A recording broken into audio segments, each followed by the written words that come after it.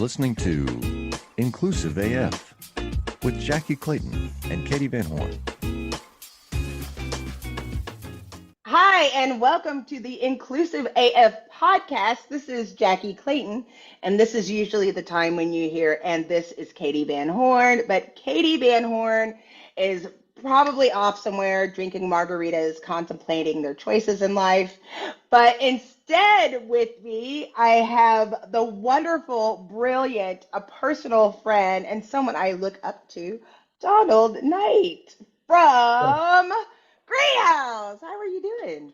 I'm doing good, Jackie. Thank you for having me. I brought my glasses, so I just I want you to love know them. I'm gonna I be on love brand today with you. You know, there's a Clayton brand if you don't know. that's The that's right. glasses is always the signature accent piece. How have you been? How's life? You know what? It's been pretty good. What's funny is for those of us that watch, we do record and put this on YouTube. These are brand new glasses, and I slept in them. Like I slept in my glasses and woke up and they were broken, but I still love them. These are the latest pair, but things are going good. I just had the DEIB report come out, my Yeah, 2023 DEIB report, um, and I am so glad that that came out and that's done. It's something yeah. that it's like my own Super Bowl, but I'm competing with myself. Um, and so we won. We still have work to do, but I'm doing pretty good. How are you doing? I'm doing grand. First of all, for the listeners, if you don't go read the DEIB report, you're lost. Please go do so. Thank you. Our head of IDEA, Inclusion, Diversity, Equity, and Allyship, Jamie Adasi, she uses that report because it's one of the very few that, in my opinion, that shines light on the things that we should be measuring and monitoring inside of our businesses. So kudos to you. I don't think you're just competing to Thank get you. yourself in the Super Bowl. There's some bad content out there and bad reporting out there. So It's we need to, ridiculous, really. yeah, like I think we've gotten to a point where people are so quick to put things out in haste, um, almost through this lens of quantity, that we've created an ecosystem where quality now is the new outlier. Right.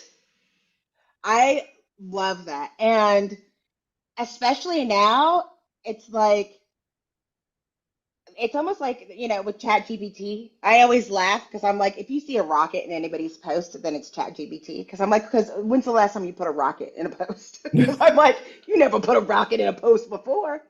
You never used that star before.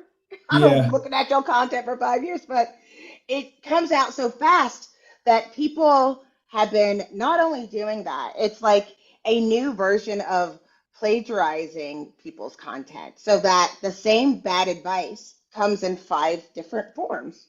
yeah. It'll be the topic of a podcast, a blog post, it'll be somebody uses it for a webinar, and it was bad when it first came out. Oh, I mean, absolutely. I mean, I saw this literally yesterday. I had a friend send me a video. He was at a conference and he said, Don, you're not going to believe this. I'm like, what? And he sends me the video. This guy's playing my content. He's giving a speech at Amplify. He's he's playing my content, which I don't mind. Like if there's plenty of people like Jackye Clayton, Mita Malik, like there's people, Brene Brown, that are putting meaningful content in this in the ecosystem. By all means, like share good content, especially because it's impactful. It can help people learn. It's insightful. But like give credit where credit is due. This dude didn't have my name, he didn't have my company. Are you And so serious? I'm so serious. So I quickly had our team find out who it was. Come to find out, he's a fraternity brother of mine. Like, What? oh, I'm so serious. So I won't put his name on here because we have agreed that if he's going to use my content moving forward, he has to start giving credit where credit is due. But it's like, dude, that costs you nothing. But again, it's like people want that reaction, right? Like the quality content, the quality research, the quality reporting, it's the outlier now. That's And right. so because it stands out so much, everybody wants to use it. And so if I see you on my LinkedIn profile and you're taking Jackye Clayton content or Mita Malik content and you're not citing them, I will slide in your DMs. That's right. That's right. I'm sliding in. Yeah, because it's like you got to start giving people credit. But other than that, I'm doing really, really well. well, well, for everyone who doesn't know you, tell people a little bit about your background. Yeah, Donald Knight, Chief People Officer, Greenhouse Software, a little bit about my background. My parents are both military. And I got to live all over the world. I tell people that because, like Jackye, in many ways, I view the world through a lens that's not American centric. Mm, Like I love America. My parents fought for the company, for the country, they wore the country's uniform, but like, and I recognize opportunities we have in this nation that many nations do not. that's right. 195 nations on the planet, for those that are listening, there's 195. But I typically view the world through like a global lens in the sense that I don't say, oh, I went and studied abroad. Like, no, I studied globally. The world doesn't center on the US. Right. Right. I love Um, that. yeah, so that shaped me. And as I got older, like I really wanted to be in roles that I thought could unlock impact. And so my parents ended up divorcing really, really early in my teenage years. And because I was able to successfully help them agree on what each other got, I thought I wanted to be an attorney. Um, yeah, I know. I'm glad I'm not an attorney. I like attorneys though. Like I do like attorneys. Speaking of which, our chief legal officer, Jung, she just saw you somewhere or was Oh, yes. chatting. Was it like a talent makers conversation or something? Oh, yes. Yes. We did have some. Yes. Yes. Yeah. So shout outs to Jung. I do like attorneys. But I had my first CHRL, Katee Kennedy, she basically convinced me not to go into the legal profession. And she talked about like the shift that was happening in our profession and how they were going to need leaders who viewed the world differently, who were more commercially driven, but can connect with people with specific traits that weren't being taught at the time. Things like vulnerability, things like empathy, things like transparency. Um, and but not for her, I wouldn't be in the profession. And, I've matriculated through multiple companies since then and worked for phenomenal leaders and some not so phenomenal leaders. Yep. And all those roads and all those paths led me here to Greenhouse. And so I'm happy to be here. I'm also Dalen's dad. I have a son who's 12. He'll be 13 on later this month. And I'm pretty excited to be his dad. He's taking up wrestling now, Jackye. Whoa. Yeah. How's Yeah. that as a parent? I think my wife uh is like like very near heart attack mode every time he's on the mat. She's like, "That's my baby." Yeah. I'm like, "Yeah, but that's somebody else's baby that he's tossing around too." So like, a lot of babies on the mat. Oh, I call my son Then- sweet baby TJ, and I'm the same way. When he was in swim lessons, I could not watch. I was just like, I can't do it. I can't do it. yeah. And then I got a little girl on the way. So That I'm is excited about that. exciting. I'm excited to be a girl dad. It's gonna be fun. Congratulations. You can be as fun as the rest of us. That's what I always say. You're welcome. Welcome. But I think it's funny that you said that somebody like took your, I can't believe that people are still doing that and thinking that you're not going to get called out, that you're not. I had someone take my content, rewrite the content, but kept the core. Like they tried to enhance the title of the content and then kept everything in the middle and then tried to rewrite the outro. Um, and I asked them to change it or give credit. They said no. They said no, we're not. We admit that it was your document. We'll just rewrite it again. I was like, but it's not your content. And they were like, no, I didn't want to give you credit. So then I was just like, so angry. I would have used you if you were a lawyer at that point. I could have used you as a lawyer. But I do think what you said makes sense in the world of work has changed. Our roles have changed. Yeah. But I think that employees have different expectations than they did 5 years ago. No longer is I just want to go to work and put my head down, do my job, and go home. People, you don't see as many people like that anymore. They're Yeah. looking to more. Like, what have you noticed has been a change? What would you say significantly um, through this Yeah. experience? I'm not going to kick a dead horse, but I'll say this about the content thieves, and then I'll leave that topic alone. I think it's indicative of what we've seen in the workplace all along, which is people would rather impersonate than congratulate. Mm, Like I remember hearing my mom come home once she left the military and was working as a civil servant, and she remembered seeing her bosses praised for work publicly inside of the agency that she worked at, only for her to be like, "Hey, I gave that to you like 2 weeks ago, and you never responded. And if you thought it was so good, like why didn't you like just put me in the footnote? Like she was right. clearly that leader's team, but like why not provide somebody another a lens of congratulation or affirmation? And I think what has happened is, and that's happened for I'm sure there's plenty of women, there's plenty of people in business that has happened to. I think it has seeped into content creation and social platforms where we would much rather impersonate someone else's creativity than congratulate them for the creation itself. And to me, like that's not okay. Like when people tell me imitation is the greatest form of flattery, don't flatter me. I don't want to be flattered. Like That's right. give me my credit instead. And if we can partner, but like give me my credit. So I hope people listening here, like go affirm the people that you have found meaningful impact from the work and the creations that they put out into the world. I love that because it's an insult. It's an insult because number one, you think I'm stupid. Like, let's just start with that. And it's just lazy. Like it's It's pure like we laziness. don't gotta be that lazy. I think to your point about other trends in the workplace, yeah, I think the future of work has shifted, but I think often, Jackye, we talk about this almost like a generation versus generation perspective. You see Hmm. this with like return to work.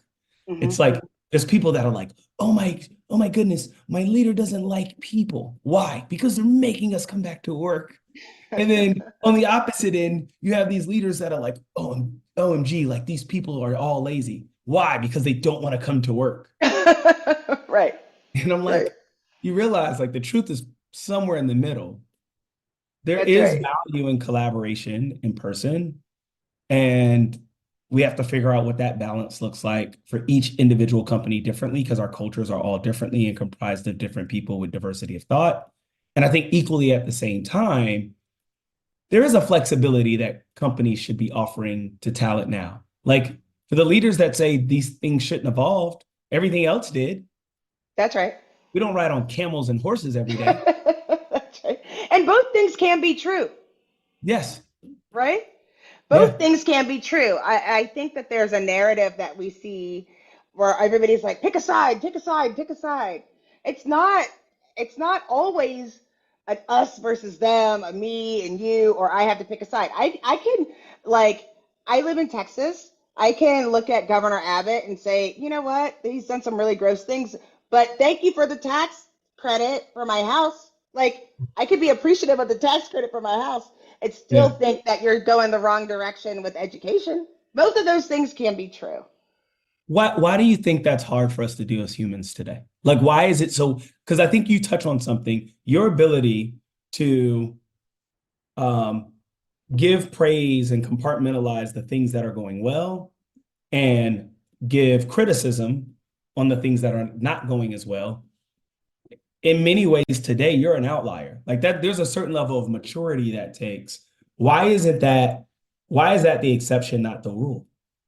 That I think because if you look at historically what always seems to stand out, and granted, I always say, I have an American public school education, so work with me. I always say we're always looking for a hero in everything that we do, especially within the United States. We want to be a winner, and the only person who wins is first place. But you always are pushed that way, especially those of us that were athletes. We're always pushed in that. It was never be your best. It was be the best. And so that means in order for me, we've taught that in order to be successful, um, you have to be number one. At school, they didn't say you took a test and then they were graded, and then you had the person who got the highest score. Those are the person who gets the best grade. They get to sit in the front at graduation. That's how we look at how you earn, is by being the best. And so so there has to be a clear loser. People feel like there has to be a clear loser in order for some groups to feel like they're being a true winner. Yeah, that's Somebody's going to have to unfortunate. lose. Yeah. It doesn't make sense, but it's also because you haven't been with that global point of view, like you're talking about. Yeah.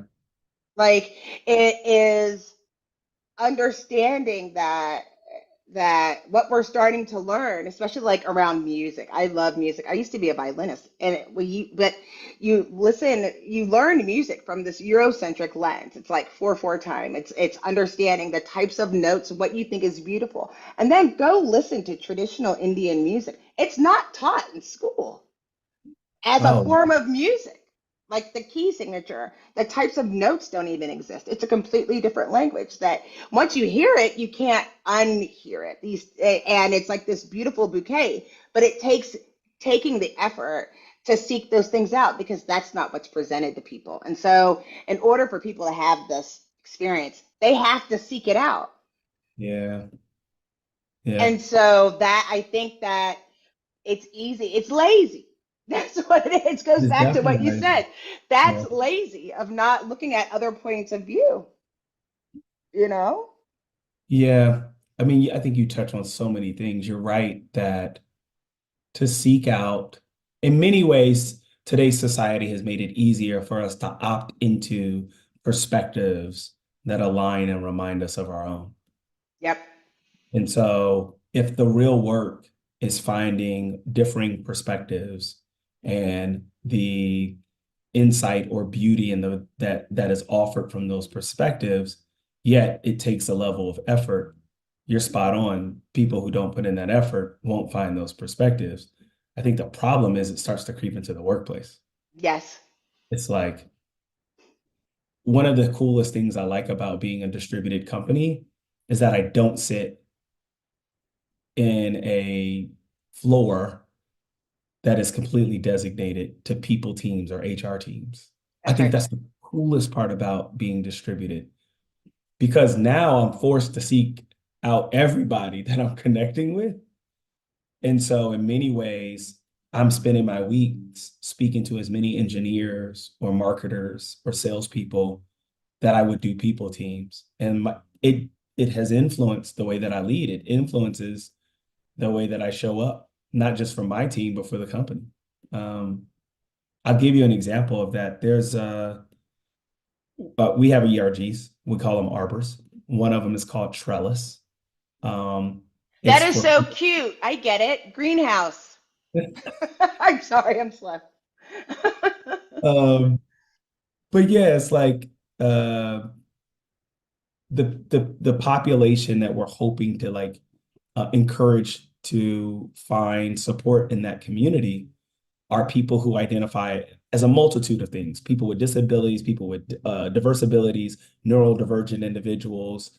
Um, and what I have found is like I'm more cognizant of the way that I show up in spaces with them in mind. So like little things like am I recording meetings? Am I doing transcripts? Am I sharing that am I giving people access to that recording? Because what I have found is like in many ways people are learning and in collaborating differently. For some people, reading the text afterwards from the recording, the transcript, allows them to be up to date on the things that were discussed, as opposed to others may need to be live. But I didn't have that perspective before I came to Greenhouse. I can honestly say that. I didn't have that. I didn't think about those types of environments. And so I hope if there's listeners out there listening, like find ways to seek out the different perspectives that Jackie's talking about, because in many ways you'll be better for it. I know I am. I appreciate that. I would love to know, when you got to Greenhouse, what was something that you were like, that was part of the culture that you knew, oh, we're going to build on that? Like, or, to the opposite of that, was there anything you're like, okay, we're stopping that, like Oh, today, because this. you came at a certain time. I mean, the thing that is interesting about greenhouse, and I'll tell you my background because I used to write. So my thing is what I used, and it's you're the guest, I'm not the guest, but when I used to write about it, I remember at the beginning, another like ATS that was coming out, and people, it was all the buzz, and then it was Greenhouse, and it was all the buzz about these two companies that were going to compete with each other. And then we were like, well, what? Tell me about what's going on with these companies. And so there was already a following, and kind of like we discussed earlier, there are those of us that are in this space who work for companies that their product is directly tied to our roles. So then people are looking at you to set the standard. So when you got there, what was something that you thought was really great that you love about a greenhouse, or something that you thought maybe we should change this? I'll take both. The first thing I thought that I wanted to build upon was the social impact. It is undeniable that if you have structured interviewing and you can limit the amount of bias inside of an interview process with things like a scorecard, with things like inclusive languages, like with things like pronouns, with things like name pronunciation, the candidate shows up better, the company shows up better, you have better conversations, and then you're creating access for talent that otherwise might not have had it. Like that's what most people don't realize when it comes to hiring. The reason why hiring is so fundamental, it's the access. There are Yes. so many people that have been locked out of certain industries in their peak because they weren't hired to be a part of the companies that were, experiencing the highs of new industries. And to me, like if the social impact perspective, there's a company, if you're not plugged in with them, we should get you plugged in. This is live, by the way, so I love doing this. But there's a young lady by the name of Marlene Santiel. She co-founded with this young lady named Robin a nonprofit called Black Women on Boards. And I got the opportunity to meet Marlene in New York. Why do I bring this up? When I went and looked at the members of her organization and where they've worked, and how many of them were powered by Greenhouse, and how many of them might not have had those opportunities to go on to be directors, VPs, SVPs, C-suite leaders prior to having, like, that history is what has positioned them to be people that are creating value and steering companies, both private and public. My light bulb went up. I'm like, that's social impact. That's social impact. Wow. That's pretty cool. Yeah. And so for me, That's when I look at those things, it's the social impact to me was something I knew I wanted to build upon. And I've nerded out with one of our co-founders, John Strauss, on this to no end, which is like, how do we tell the story? This isn't just you choosing hiring software. That ain't what this is. This isn't just an ATS. We are finding ways to create access to communities, to talent that companies would have likely otherwise overlooked. And when you go yes. on and see their value, it's amazing. There's a young lady at our company. Her name is Madeline Conway. She's one of my favorite people in the world. She's on our enterprise sales team. Madeline had the best quarter of any greenhouse AE in the history of greenhouse this year in this market. This year, What? ever, ever. Young lady, by the way, lady, woman. Like, for all those that are wondering, like, should you have women in tech? You should totally have women in tech. Don't Right. believe me? Ask Jackye Clayton, ask Madeline Right. Conway. Go Right. get women in tech. When her stats came out, I of course applauded her and sent her a voice note. But you know who else I went and applauded? The Hmm. person who hired her. Who's the recruiter? Yes. Who sourced you? Who was your talent acquisition manager? Who made sure that your interviews were, because that person is a part of that story. I'm so glad that you said that. I just said that. It's like it's one of the most thankless jobs. Nobody ever says, "Oh, such a great job. Look what we just developed. This is the whole team that you recruited." Yeah. You know? Oh, I love that. Yeah. So that's what I knew I went to build off on. What did I knew I wanted to stop? Um, there's a host of things. Like we've changed out our tech stack. We've built out people rewards. We've built out what performance conversation should look like. We built a talent philosophy. There's many things. I think the two things I wanted to stop. The first one was access to me. Mm. Ooh, I'm snapping. Like, yeah, the C-suite is not an ivory tower. And for Right, all you leaders that are like, oh, I have an open door policy. Yeah, but if nobody walks in that door, you don't have an open door policy. right. Like I wanted to create access to people up and across the organization. I can care less what your title is. I don't care who you report to. I want to be the most accessible chief people officer on the planet.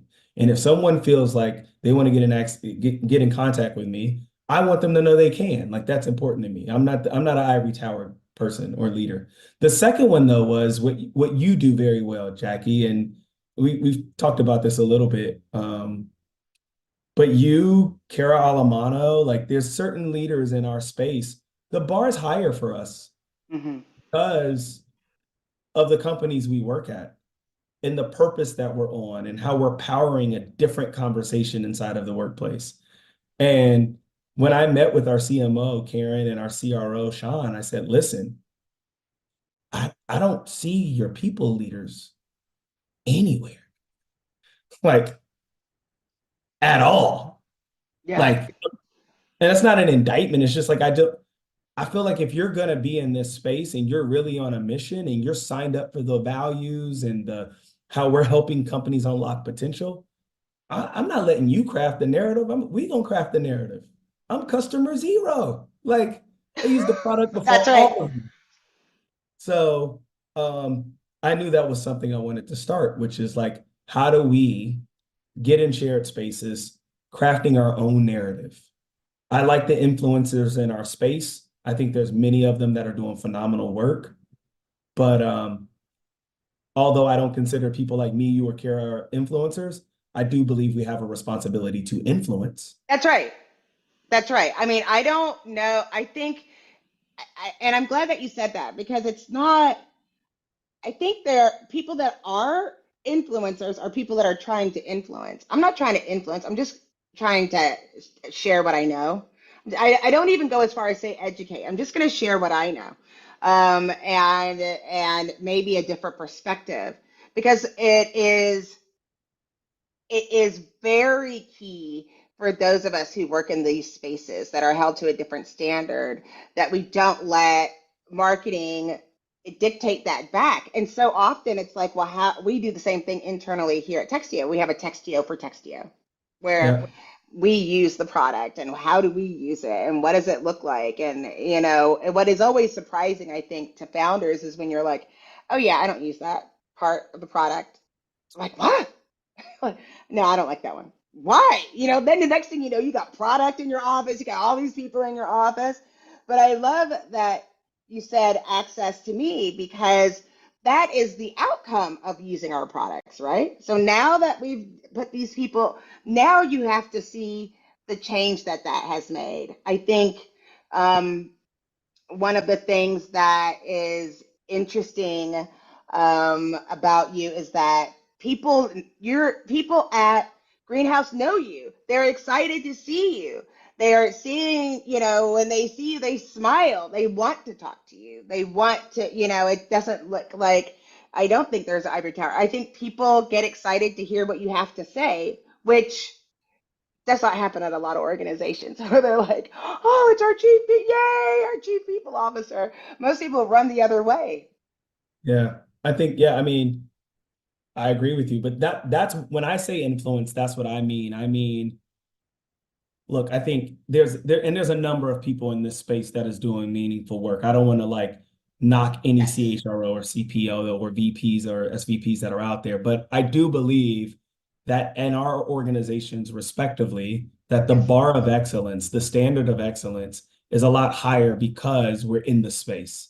That's right. And I refuse to relinquish the responsibility of influencing narratives and shared spaces around the work that we're doing. Like if the Right. people that are talking about the future of work doesn't include people like you, Kara, Pat Waiters, Ashley Goldsmith, Yes. if we're just going to relinquish that responsibility to people who are not even in this seat, who may not have the same standard that we have Yeah. to meet on a day-to-day basis, nah, shame on us. Yes. Like, I think that responsibility is on us. And so I embrace doing that. And my hope is not to be an influencer. Like, I don't want to be an influencer. I do hope we can help shift the narrative. Yes. I hope the next time a CEO says, remote work doesn't work or distributed work doesn't work, that, their VP, their CHRO can be like, oh, by the way, like, I saw this report from Jackye Clayton, or I saw this vlog from Donald Knight, or I saw this blog post or LinkedIn post from Kara. I hope they're able to go into the boardroom and say, hey, listen, I understand you have this thought process. Here's how another company is thriving. Here's how Yep. another company is creating flexibility. This is what I stumbled across. I hope that's able to influence that conversation. And so for me, it's us not relinquishing that responsibility. My mom used to tell me this. She was like, if you're gonna be here, you might as well be great. That's right. I like your mom. I like your So But the other part of it is that the difference is there are a lot of people that are considered influencers who don't do this work. There are people that I call knowledge bombers, where they just run in, they drop this knowledge bomb, and they run out. They're never there to see what the impact was of what they just put in that space. And you can generally tell the difference because one is more excited because they're doing the work and they're learning and growing, and there's another group that's like really angry. Like they're like, you see these posts and they're just mad all the time. And yeah, part of the reason that it's frustrating is, or why people are angry, is because you can't see the outcome of your work. You haven't been able to do the work. And so you're trying to influence with words alone and not impact, much like we see a lot of politicians do, or people that are talking about things that they haven't been able to experience. And once you do the work, you're able to see it takes many of us to put this together, and you're able to look at it from a different perspective on how we can work. It's only going to work if we can all work together and we can come to some type of mutual goal that we all have this impact that we're trying to achieve. And I think that's interesting about you too, because you said you have lived globally and you've been all over. Like, what are some of the lessons that you've learned, and what are some of your favorite places that you've been to? yeah, absolutely. First of all, I just want to ditto underscore retweet what you just said. I call that the ing effect, ing, the ing effect. You got some people that are out there and they're faking. That's right. They've never done this work before. Stop it. Please stop it. You're making it harder Yes. for the rest of us. Stop it. Yeah. Then there's some people that are consulting. To your point, they come up with all these like nifty ideas and research, drop the bomb, then leave. Yep.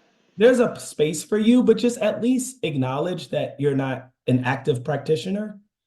Tell me, That's all tell I the ask. people you've never implemented this process you just gave them. So you don't Exactly. know if it's really gonna work. Exactly. Like, please just codify that a little bit. You keep consulting, just codify it. Yes. And Yes. then there's people like you and I where we're living. Yeah. We're active practitioners. There's a difference there. And I share this with people. It's like, if you've been in this work over the last 2 to 5 years, it's never been like this before. Right. That's right. So there's a different level of practitioners today than we might have saw before. Um, as I think about like all the places I've traveled and like the influence it's had on me, I think the place that has influenced me the most is probably Ireland. Wow. Yeah. Ireland. Yeah, because so I went to Ireland the first time I was in grad school, and they had a global study opportunity, and I studied there for a semester. And it was the first place, like, I know people in America be like, oh my goodness, America has all these shortcomings. We're not inclusive, we're not diverse. Y'all got to get out and travel more. Please, Right. please travel more. I went to Ireland. They have what I call, Jackie, monoculture. It's not a bad thing. It's a factual This thing. is. Sorry. Monoculture. They have over 90% of the country identifies as Caucasian or white. Over 92% of the country is Catholic, right? Wow. And people wonder, like, oh, so everybody's the same. No, that's what people say if you've never visited there. There's Right. still bar fights in the pubs. Oh yeah. Like, Yeah. Yeah. To be let clear. your football team be different from mine. Like, Yeah. people go to the mat, okay?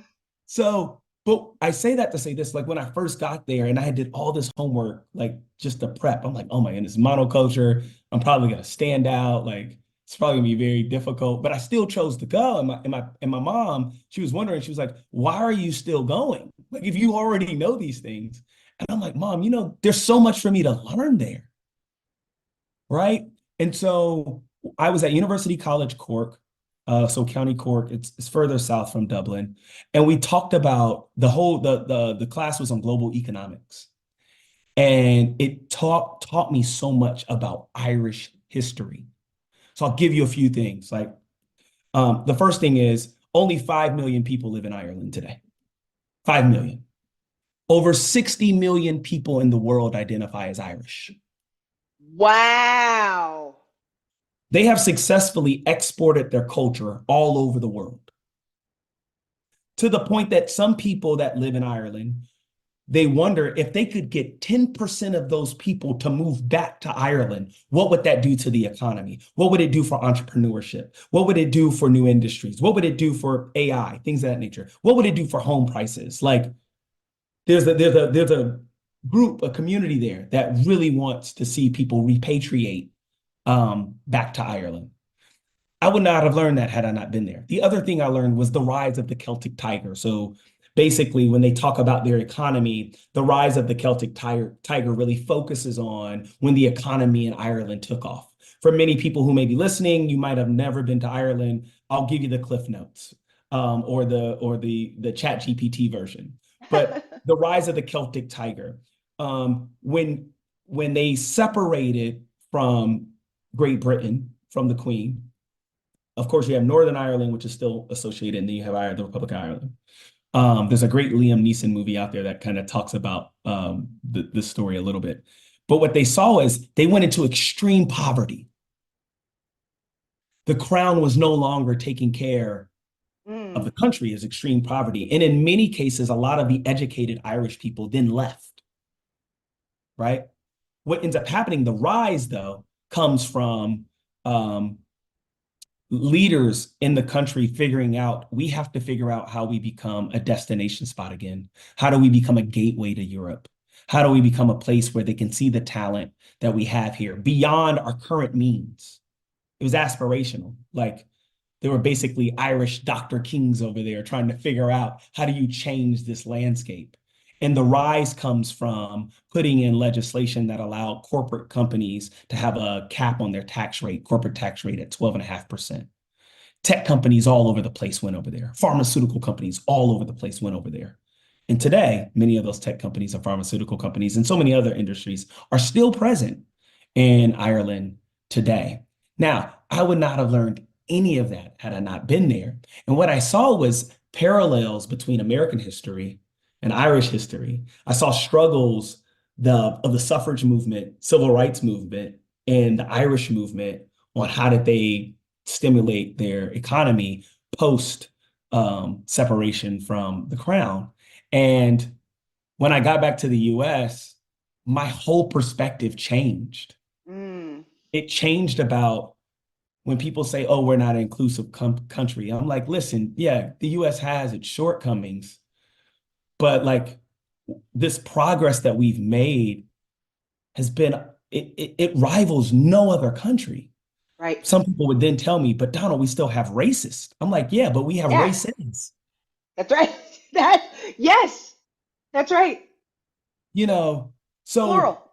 it just changed my mentality. And what I found, what was very unique, it reminded me when I was a little kid and my parents lived in Germany or we lived in Italy. There's universal languages out there. Um, Food is a universal language. Music is a universal language. Um, Dance is a universal language. Sports, particularly you have a soccer ball, you can go anywhere on the That's planet. right. Universal language. And I used to make friends with these universal languages when I was little, but being in Ireland and making friends at a much higher age, 2021, I'm like, OMG, like this world has way more in common than I thought before, and yet there's still beauty in our diversity. And what Yes. I found was I needed to find ways to create my own universal language that helped me connect with people as I navigated business. And so, similar to you being known for glasses and your amazing bubbly personality, I'm very much known for ice cream. Like ice cream is like my thing.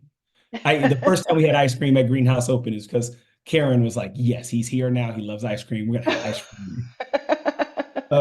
People in my companies that I work with know if you want to get time on Donald's calendar, all you got to do is mention ice cream. We will find a way.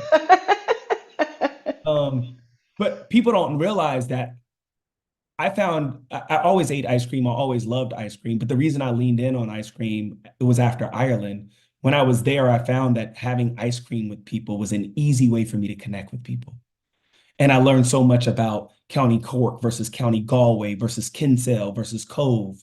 And it just made me just a very different human, the way that I view people. And so I would encourage people, like when you're thinking about the perspectives Jackye talked about us seeking out different perspectives, I am a walking testament that having a different level of perspectives that you seek out can have a positive effect, not just on how you navigate this planet, but also how you navigate your career. I love that. I love this whole story. Gosh, Don, this is really cool stuff. I mean, I now we have to get our friend from Lattice over here because I bet you there's this corresponding piece. There has to be because my joke has always been people don't get into human resources because they love people. However, when you it is using empathy as a form of loving people. Yeah. You still have to be able to be empathetic, which is really so when I say that, it's not because people don't like people. It's like people think um, it is what I mean is it's about being able to see multiple perspectives Yeah. and going back to what we're saying that both things can be true because people outside of HR oftentimes say you just want to protect the company and I think you're right because I work here. I'm like you just want to protect the people. That's right because they work here.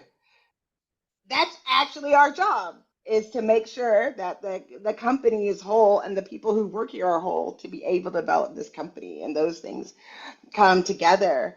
Um, what do you think? So, greenhouse.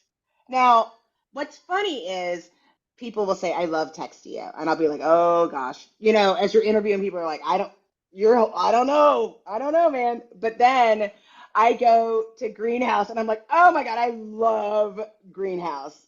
I love Karen, your CMO. And when you say things like, oh, it's called Arbor, I'm like, yay, I get it. Like when you see everything, all of the materials has such a brand um, that that people do love Greenhouse and they love the brand. What do you think as the CHRO? Like, what is something that is a misconception that people just assume because you're greenhouse and you have, leaves and you have this cute little, booth that stuff, everything relates.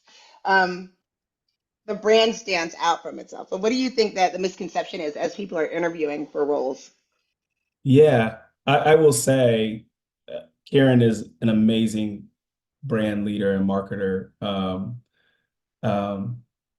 and when I think about arbors, I have to give credit. There's a young lady on my idea team named Nia Darvel. She's actually the brain child behind calling our ERGs arbors. The Cute. idea, yeah, the idea was like, if you look at arbors for plants, it's a safe places for people to grow. And our mission is to unlock human potential. But I joke with like John and Daniel, it's like, it's amazing. You wanted to unlock human potential, but in doing so, you've created an environment where people do feel safe that they can go here. Yes. So shout outs to Nia for that branding. I think one of the biggest misconceptions is that, well, there's a couple. One is that everything is like leaf or greenhouse related. That's Yeah. not the case. No? Yeah, it's not. Like, do we call our employees greenies? Yes. Was that an original thought that came from John and Daniel? Absolutely not. Right? Like, Yeah. I think there's some amazing, we have tons of people who have like side gigs and passion projects.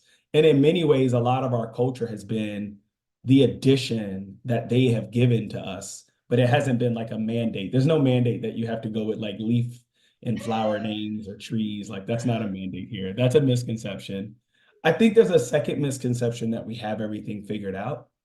Right. And yeah, the bar is higher for us, right? When you have over 7,000 companies that depend on you to get this right, because this is how they're bridging amazing talent to their company. Yeah, the bar is higher, the stakes are higher. But we fail sometimes. Yeah.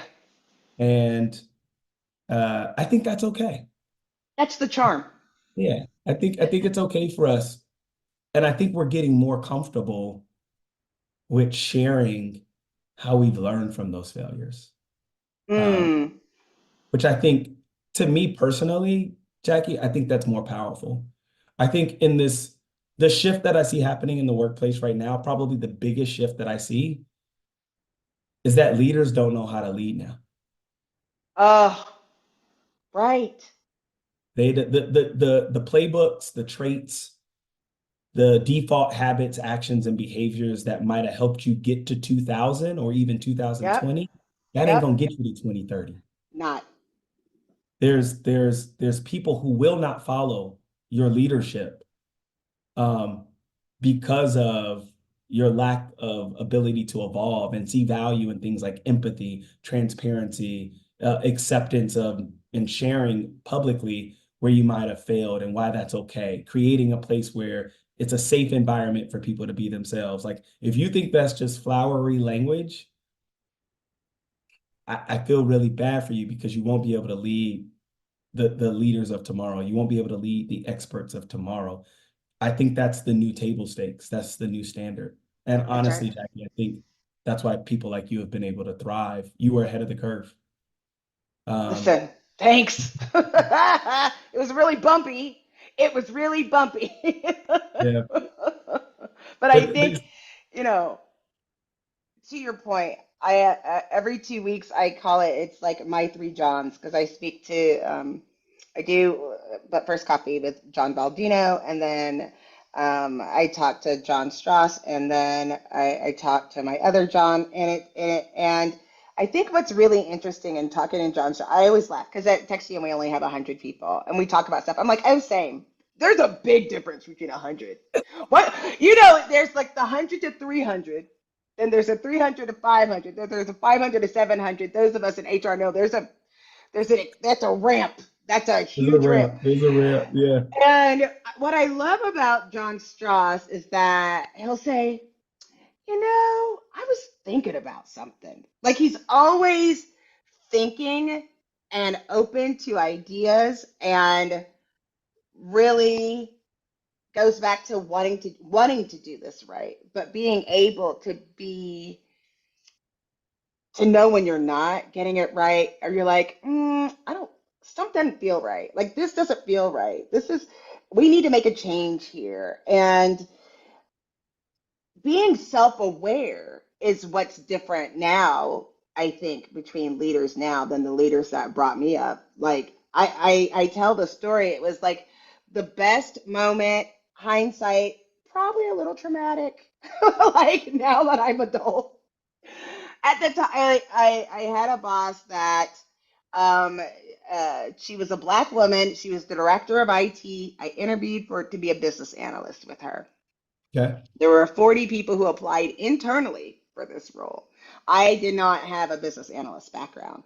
And I was so excited when I got the job, and it was my first day. And this is a black woman who's 4'11" and just this tiny thing that always had to have a big personality because everybody would be like, "Oh, look, you're so cute," like And so they had this big personality.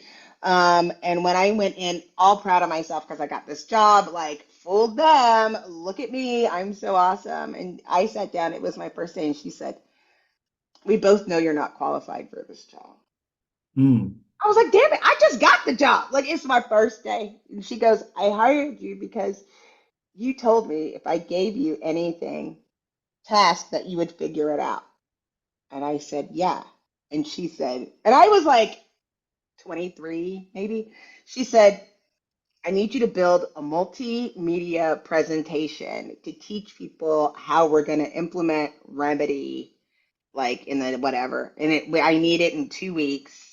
And it's going to go to our stakeholder meeting, to present to our stakeholder meeting." Now, this is like before 2000. I didn't know what multimedia meant. I didn't know what Remedy was. I didn't know. And I was like, "How am I supposed to do it?" And she said, "You said you'd figure it out."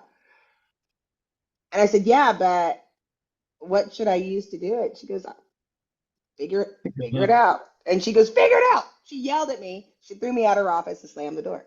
That was my first day. I figured it out. I got the right people. Like, I went around and got the book and went everything. And that's what developed me. You can't do that today. You can't yell at people Yeah. today. Well, I mean, Like, you can. It's just probably not as effective. no. So it's like, what is the aversion now? Like, how in HR, how can you boost people to the next level? What should leaders do to expect to get the best out of people today? I still believe in stretch assignments. I think you have to be very intentional with them, though. I Yeah. think my superpower is not. I've benefited from stretch assignments and leaders that have afforded me that opportunity. One of them is very close to 4'11", Laura, and when she hears this, she's gonna be like, "Yeah, she's a big personality too." Um, but honestly, I think I think the superpower I've seen to help people get there, Jackye, co-creation. Mm. Co-creation. I'm working on my leave plan now, right? I'm gonna name two interim CPOs. While I'm gone, I'm splitting my responsibilities against two people. Wow. A lot of my peers are nervous about it. They're like, "What? You're doing what?" Like, yeah, interim assignment. I'm splitting my duties. I want to accelerate their growth. Did I have a point of view on it? Yeah. But did I partner with my BP on it? Yeah, I partnered with her. Honestly, she's more than my BP. In many ways, she's like a shrink. Her name is Mel. I worked with Mel on it probably multiple, I don't know, 5 versions before I even took it to Daniel initially. And I gave him 2 options. I was like, "Listen, I can split the time or I can split the duties. And here's the pros and cons for both written out." He was like, "Yeah, I think I like the latter." Great. And so I got to circle back with him and share with him how I've come up with those split responsibilities. But I let both of those people weigh in. Here's the thing: both of those individuals either added or subtracted something I was willing to give them while I was out after they saw what I had drafted. That the Mm. power of co-creation is powerful because they feel a part of it. Yes. Yes. They, they feel a part of it. People wonder how Deion Sanders has been phenomenal at coaching Colorado, and they didn't even win that many games. Like, they actually have a losing record. Yes. But here's the thing: it was their first time being together, and they feel like they co-created the team together. Next year, they're going to be a force to be reckoned with because they feel like they have been part of the creation process. And I think so often as leaders, one of the failures I think we teach leaders, unfortunately, is that they have to create everything, and you don't. Right. You don't. You mentioned Strauss. Me and Strauss nerd out all the time. We walk, when I'm in New York, we do these. He might get mad that I'm telling the story, but whatever. Like, I'll hug you later, John. But I call it strolling with Strauss because he and I do so much ideation and nerding out together, but we do it while we walk. We'll literally just walk around New York. Hot Wow. weather, cold weather, doesn't matter. And then we'll get back to our computers respectively, do this crazy data dump, like just brain dump on a Google Doc, async, and figure it out. But I think one of his superpowers, Daniel has a superpower as well, is they are wise enough to know they don't know everything, yet curious enough to surround themselves with people to help them figure it out. That's right. And they let us co-create. They let me co-create. And they didn't brand it that way, but I worked at Edelman, so like everything's a brand. But, Right. But yeah, it's the power of co-creation. And I think moving forward, the challenges we're seeing now, Jackye, to your point, these are different challenges. And there's challenges we haven't seen that are on the horizon. And so I think, if I could leave the team with anything, if I can leave your listeners with anything, it would be courageous enough to co-create with the teams that you have. Find the talent in the market. If you're looking to hire somebody very similar to the way that the leader that hired you, Jackye, which is, yeah, they might not check every box, but can you create with them? Right. If you can create with somebody, oh man, so powerful. I told a group yesterday, I think the biggest emerging skill set for people in our business is storytelling. Yes. If you can't tell the story right, no one cares if you give me 50 pages of data. Nope. What story are you telling me? So yeah, like co-creation, storytelling. Clearly you got it done with multimedia. So I might get somebody on my team after this and be like, hey, I need a multimedia project with Remedy. That's right. How do you do it? I don't know. You do it. That's right. Oh, I appreciate you, everybody. Donald Knight, thank you for being on the Inclusive AF podcast. I am Jackye Clayton. Katie, pray for her, and we'll see her the next time. And thank you for being here. Absolutely, Jackye. Thank you for having me. Thank you. Bye-bye.